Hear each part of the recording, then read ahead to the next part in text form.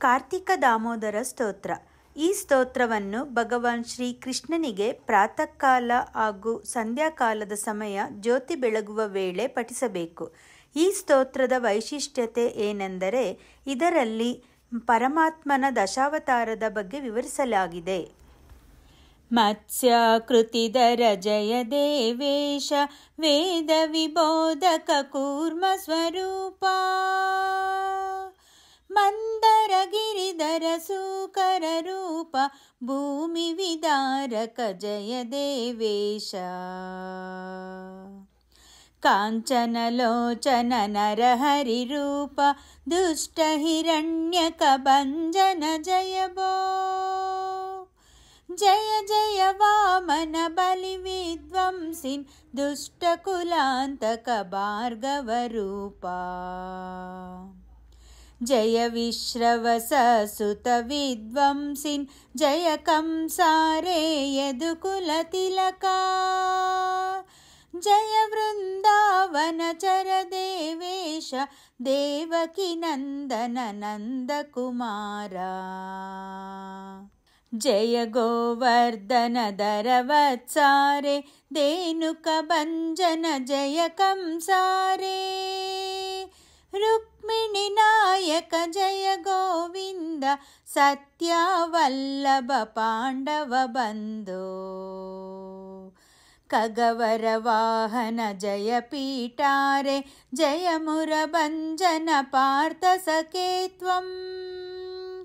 ಭೌಮ ವಿನಾಶಕ ದುರ್ಜನ ಹಾರಿನ್ ಸಜ್ಜನ ಪಾಲಕ ಜಯ ದೇವೇಶ ಶುಭ ಗುಣಗಣ ಪೂರಿತ ವಿಶ್ವೇಶ ಜಯ ಪುರುಷೋತ್ತಮ ನಿತ್ಯ ವಿಬೋಧ ಭೂಮಿ ಭರಾಂತಕ ಕಾರಣ ರೂಪ ಜಯ ಕರ ಭಂಜನ ದೇವ ವರೇಣ್ಯ ವಿಧಿ ಭವ ಮುಖ ಸುರ ಸತತ ಸುವಂದಿತ ಸಚ್ಚರಣಾಂಬುಜ ಕಂಜ ಸುನೇತ್ರ ಸಕಲ ಸುರಾಸುರ ನಿಗ್ರಹಕಾರಿನ್ ಪೂತನಿ ಮಾರಣ ಜಯ ದೇವೇಶ ಯದ್ಬ್ರೂ ವಿಭ್ರಮ ಮಾತ್ರ ತದಿದಂ ಅಕಮಲಾಸನ ಶಂಭು ವಿಪಾದ್ಯಂ ಸೃಷ್ಟಿ ಸ್ಥಿತಿ ಲಯ ಮೃಚ್ಛತಿ ಸರ್ವಂ ಸ್ಥಿರಚರ ವಲ್ಲಭ ಸತ್ವಂ ಜಯ ಭೋ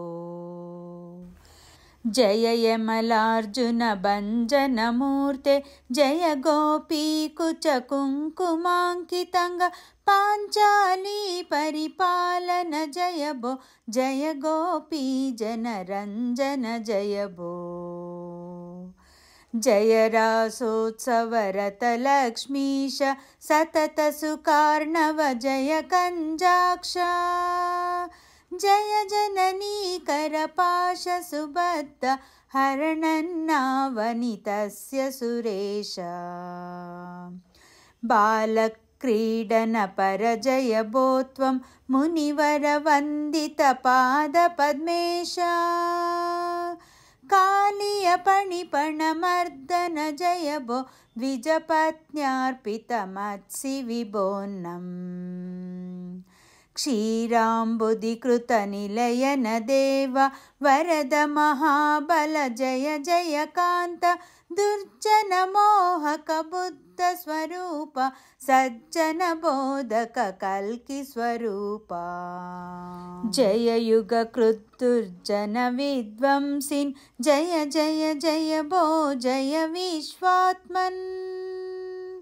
ಜಯ ಯುಗ ಕೃದ್ದುರ್ಜನ ವಿದ್ವಂಸಿನ್ ಜಯ ಜಯ ಜಯ ಭೋ ಜಯ ವಿಶ್ವಾತ್ಮನ್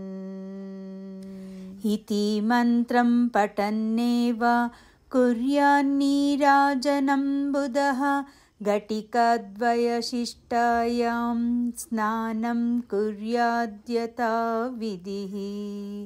ಅನ್ಯಥಾ ನರಕಂ ಯಾತಿ ಯಾವದೀಂದ್ರಾಶ್ಚತುರ್ದಶಃ